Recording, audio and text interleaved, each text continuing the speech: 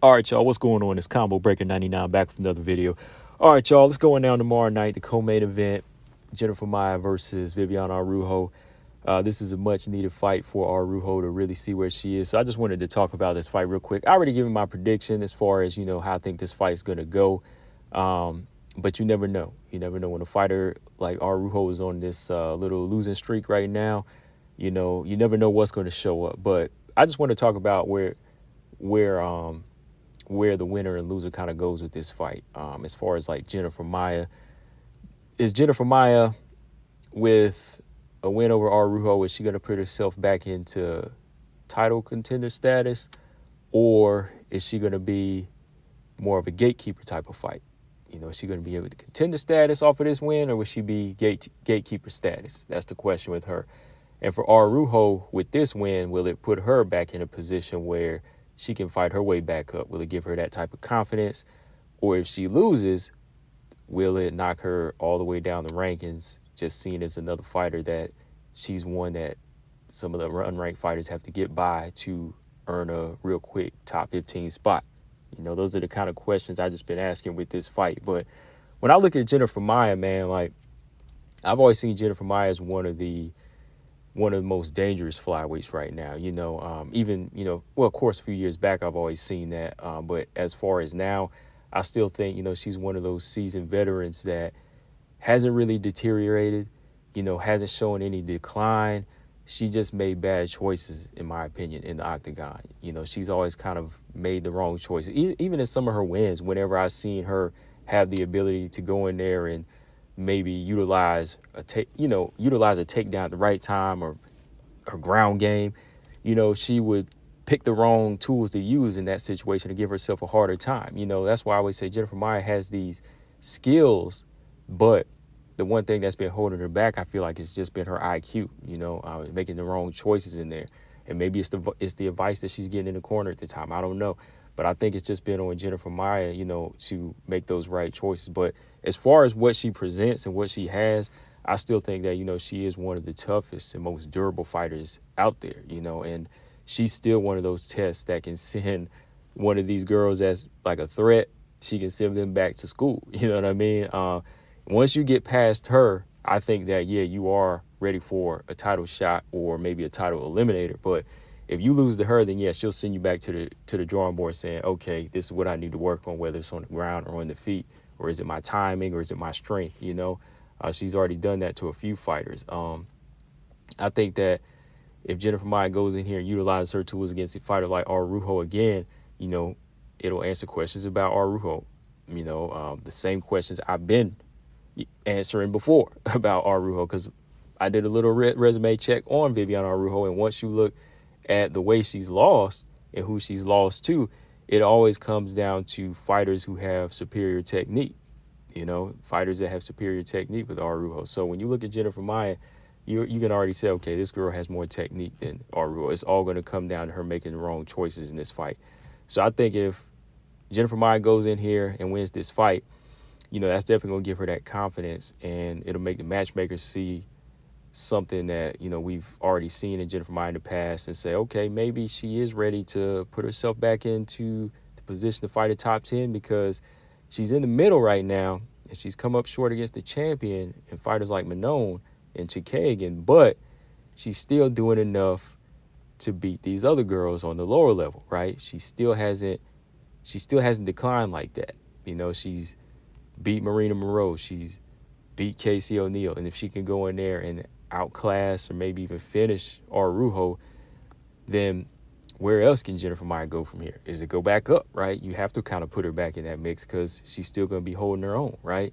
Whether you put her in there with the Tyler Santos or Macy Barber or Lauren Murphy, I think Jennifer Maia still has enough to surprise people. Like, with the way the division is going right now, let's say if Valentina was to lose the rubber match and she was on the decline, maybe her and Jennifer Maia would meet up again.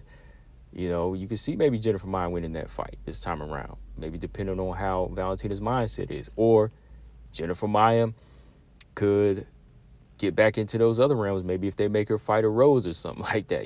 Fight Rose, or like I said, Tyler Santos. you can see her holding, maybe getting her hands on that belt at some point, because let's say if Grasso gets Valentina out of the picture, then Jennifer Maia can get in there. The belt is kind of up for grabs at that point. You know what I mean? Like, I don't think anybody really holds that type of style where it's going to be one reigning champion for a long time like it used to be. You got a lot of well-rounded fighters now, so who knows? Jennifer Maia could get back into that mix. It all depends on what she looks like in this fight. But like I said, I think she just has the superior technique going into this one. And there shouldn't be any reason that she loses this fight when it comes down to it. Like, when you see what Ebos and Grasso was able to do, there should be no reason. But it could be that bad choice. That it could be the result of bad choice making again, where she would maybe come up a little short or make it a close fight again, like in that Jessica I fight she had a little while back. You know what I mean? So that'd be the only reason I would see her losing, if it was like bad choices.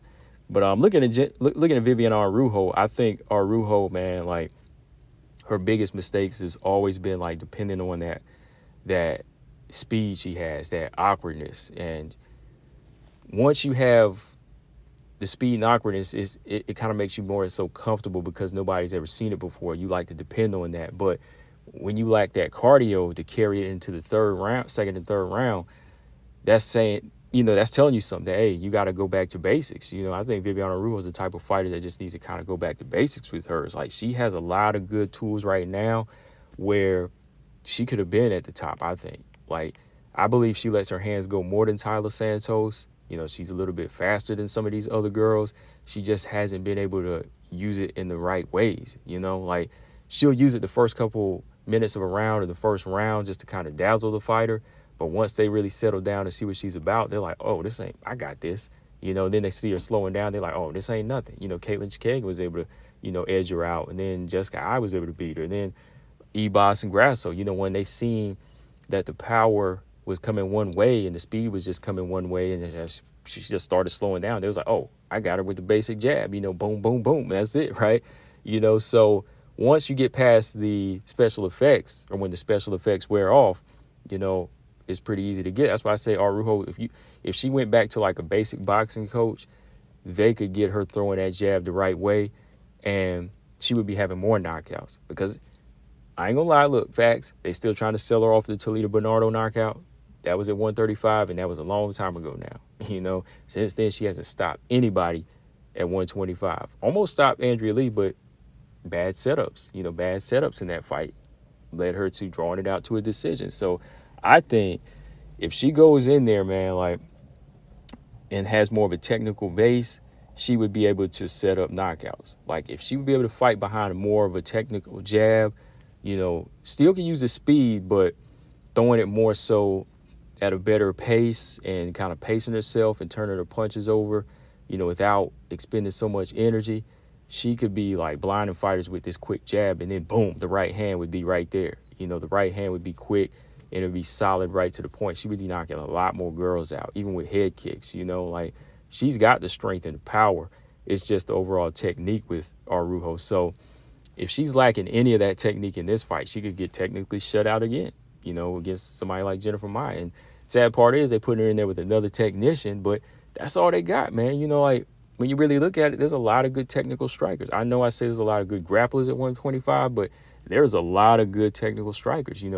Manon, Maia, Valentina, Grasso, Caitlin Chikagin, even Jessica I to a certain extent, with her boxing, when it was just her boxing, her pure boxing, she was doing well against her, so once you look at all those fighters, Ebos, once you look at all of them fighters that she was stepping up against and who she's going to fight from here, there's a lot of good technicians in there. And I mean, even at some point, Macy Barber could be trouble for her if she has to fight that type of fighter. And then you got Natalia Silva, throw her in the mix. So, yeah, man, like, when it comes down to technique, Araujo, she's going to be kind of falling behind here. And let's say if she does get by Jennifer Maia, that just by like a close decision, her work's going to be cut out for her because she's going to meet more technicians. She's going to meet more girls that can set up punches. Even Erin Blanchfield's starting to figure her game out and set up more shots. So even if she wins, she's still got a long road ahead of her. Not saying I don't want her to, but if she wins this fight, I hope that opens Viviane Araujo's eyes. To me, I'm kind of, like I said, I am leaning towards Jennifer Maia in this fight, but I kind of would like to see Viviane Araujo win this fight because I like Araujo. You know, I do like her as a fighter and what she does, but she just been lacking in some departments. You know what I mean? So I think whoever wins this fight, they're going to have their work cut out for them. But to me, more so, it's going to be Araujo who's going to have that work cut out because she could win this fight. But when you go up that ladder, there's going to be tougher and tougher girls as you move up. So, yeah, man. But it's going to be a good fight. I think it's going to be a good fight. This is a good matchup. You know, good co-main event. So, y'all tune in. Who do y'all got? Jennifer Maia or Casey O'Neill? Real quick, final thoughts. Yeah, Maia, I think, you know, she's still a dangerous fighter, and she's still going to be that test for any girls, you know, want to come up. Even some of these other girls at the top, if they had to slip back and fight her, you know, she's still that danger, but who knows, man. So we'll see. Araujo, though, she got to put it together, man. She got to put it together this fight. Let me know what y'all think. Combo Breaker 99, I'm out. Subscribe. Peace.